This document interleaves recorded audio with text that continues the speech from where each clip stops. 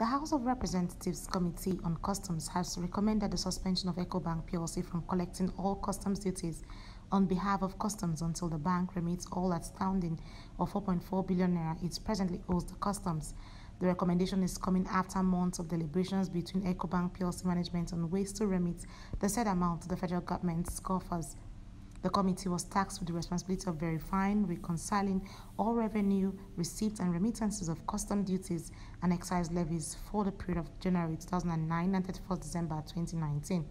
The committee invited all the banks to profile ways to remit the unaccounted monies back to the consolidated revenue account of the federal government. The committee recommended the suspension of Ecobank plc from collecting custom duties till further notice. We will not invite you for this exercise again. We are taking a final decision based on what is outstanding against you. As I told you when all of you were here, I had a meeting with the CGC, and the agreement is that all these banks that are owing, we should suspend them for some time from collection of duty, pending the time they are able to clear all this outstanding against them. It's either two-way.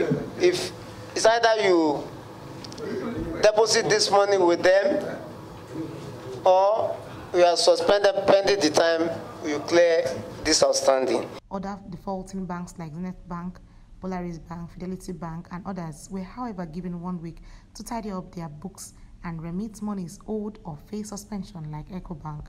We've been cooperating with the consultants. However, they claimed that we weren't uploading appropriately with respect to the format they requested. As of yesterday, they have now acknowledged receipt, and this is a copy of the acknowledgement that we have uploaded. And with respect to remittances, we've remitted as of January 2020. 2019, yes. So as of December 31st, 2019, there is nothing, not a single cover outstanding against Keystone Bank. We had engaged with the consultants because this is a little bit historical. I don't want to go into the history of all of that. But we've asked for time for us to be able to configure the GL and then upload the data which is already available to them.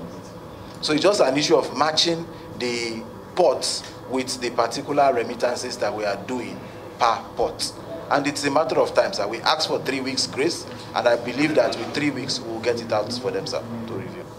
I said we got an information that the initial one was not in tandem with what was requested. That's the format. So we had to pull all over, and then we sent to the auditor. So when did you send to them? 4th of November. 4th of November. And we 4th of November.